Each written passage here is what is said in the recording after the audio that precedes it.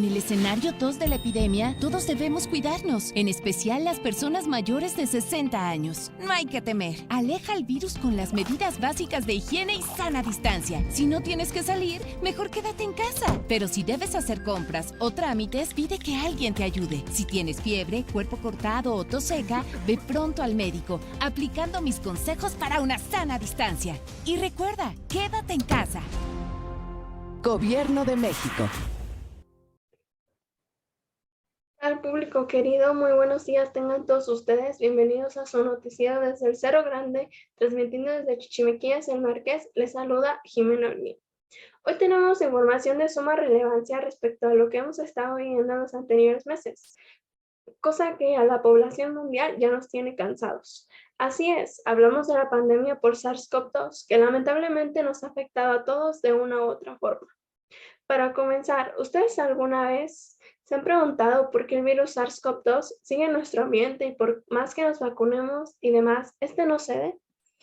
Hay una frase muy emblemática: renovarse o morir. Considero que queda muy bien, puesto que ningún dicho mejor para comprender la biología del virus. Lo único que hacen estos microscópicos patógenos es multiplicarse. Para lograrlo necesitan un huésped al cual infectar, evadir su respuesta inmune y replicarse dentro de sus células lo más eficientemente posible. El proceso de recopilación surge en las variantes del virus a través de mutaciones en su material genético. Las variantes que van a prevalecer son aquellas que se repliquen a mayor tasa y que eludan mejor al sistema inmunitario del huésped. Quédense con nosotros, que a continuación tenemos un invitado especial que nos hablará más al tema, que nos mantendrá más informados médicamente de esta actual pandemia mundial. Vamos a un corte comercial y regresamos.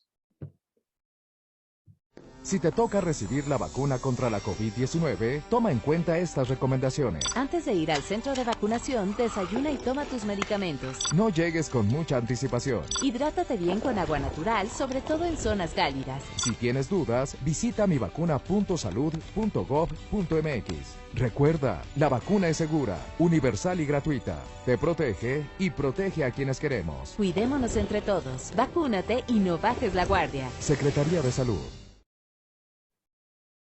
Bienvenidos, nos acompaña la directora general del Instituto Nacional de Salud Pública y la bióloga encargada de la Facultad de Química en la UNAM. Hola, gracias por la invitación. Mi nombre es María José Guerrero y estoy aquí para llevar el tema más a profundidad. Información que recabamos diariamente en INSP. Buen día, gusto estar con ustedes. Mi nombre es Isabel Calzán y estoy aquí conversando con ustedes con relación a esta problemática. Todo lo investigado en nuestra universidad, que es la UNAM. ¿Qué les parece si comenzamos con la entrevista? Claro, comencemos. ¿Creen que estamos en riesgo actualmente frente a la pandemia? Todos los países están en riesgo y necesitan disponer de elementos de preparación y respuesta frente a la COVID-19. Se alientan todos los países a que planifiquen sus medidas de preparación y respuesta en consonancia con el Plan Estratégico de Preparación y Respuesta Mundial. ¿Cuándo comenzó a propagarse el virus SARS-CoV-2? La oficina de la OMS en China recibió las primeras informaciones sobre una neumonía de causa desconocida detectada en Wuhan, China, el 21 de diciembre de 2010. ¿Y en qué momento se esparció más el virus, declarando el brote? El brote fue declarado emergencia de salud pública de importancia internacional el 30 de enero del 2020. ¿En qué momento fueron tantos los contagios que se consideró como pandemia? El 12 de marzo de 2020, la OMS declaró la pandemia a nivel mundial por la COVID-19. Recuerdo muy bien que a principios de marzo comenzó a llegar el nuevo virus a nuestro país, México. ¿Y cuáles fueron las primeras medidas que se tomaron? Desde principios de marzo, todos los países del mundo han dado medidas más rigurosas en esfuerzo para controlar la propagación de la enfermedad. Las medidas han incluido el distanciamiento físico, el cierre de escuelas, la restricción de los viajes, la restricción de las importaciones y, en muchos casos, el confinamiento de las personas en sus hogares. Se tomaron medidas muy rigurosas.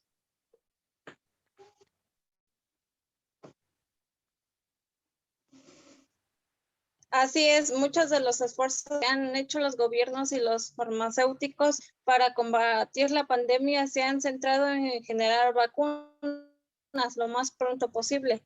Sin embargo, las investigaciones sobre los fármacos que pudieron contener con la infección del coronavirus se han quedado atrás y estamos viendo armamento importante para lidiar con el virus.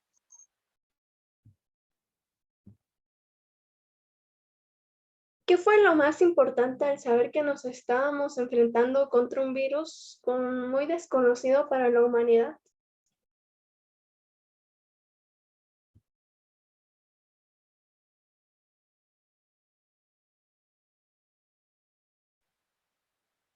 Poder determinar la secuencia de los genomas virales de una manera rápida y barata es fundamental para analizar en tiempo real la dinámica de la pandemia que estamos sufriendo. La primera secuencia del genoma del SARS-CoV-2 se obtuvo pocos días después del inicio de la pandemia del COVID-19 y fue la base para dar inicio al diseño de las vacunas que hoy se están. ¿De qué parte provienen la mayor parte de las secuencias? La mayor parte de las secuencias provienen del Reino Unido, Estados Unidos, Irlanda, Australia y Holanda. En comparación, México, a través del INDRE, ha hecho su esfuerzo depositando poco más de 800 genomas al menos en la fecha. Los expertos en epidemiología del SARS-CoV-2 suelen agrupar las variantes que han surgido durante el transcurso de la pandemia en linajes y el modo en que lo hacen recuerda la manera en que se construyen las genealogías familiares. ¿Y cuál fue la variante que más nos afectó? El análisis de los genomas de algunas muestras, particularmente epidemiológico, determinó que los virus responsables pertenecían a un nuevo linaje que llamaron B1.7. Ahora se ha detectado su presencia en al menos 50 países. Seguramente se convertirá en la variante dominante en todo el orbe. Los miembros de este linaje comparten 23. ¿Qué otros linajes son peligrosos? Hay otros linajes que se consideran potencialmente peligrosos. Uno de ellos es el llamado B1.351. Apareció en Sudáfrica en octubre del año pasado y es el responsable de un notable incremento en los casos de COVID-19 en ese país. ¿Dirían que debemos preocuparnos de las nuevas variantes? La respuesta a esta pregunta es sí y no, pero empecemos por ahí. Se estima que estos nuevos linajes son más eficientes infectando que el resto. En particular, se ha encontrado que el linaje B1.1.7 es un 50% más transmisible del virus de. Es muy probable que estas variables, en cuanto se importen a una región determinada del planeta, desplazaran rápidamente a todos los linajes que se están circulando ahí.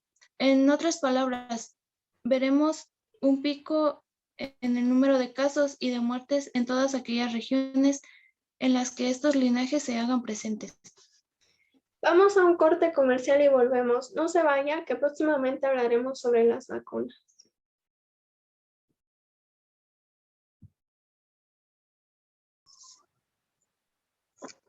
Continuamos con más información vacunación. Y ahora, ¿qué nos podrían comentar? ¿Cuáles son las dosis de vacunas que se han comenzado a aplicar?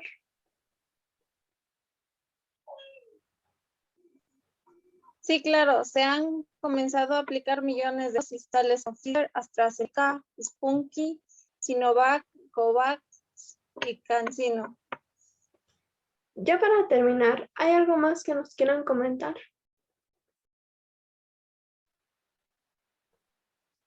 La llegada de vacunas para la COVID-19 y a la población ha traído optimismo y esperanza, pero no debe sobrevalorarse el papel de las ciencias naturales, la tecnología y las ingenierías considerándolas, como hacen muchos líderes políticos, como el salvavidas que permitirá a la humanidad frenar la pandemia y regresar a la normalidad.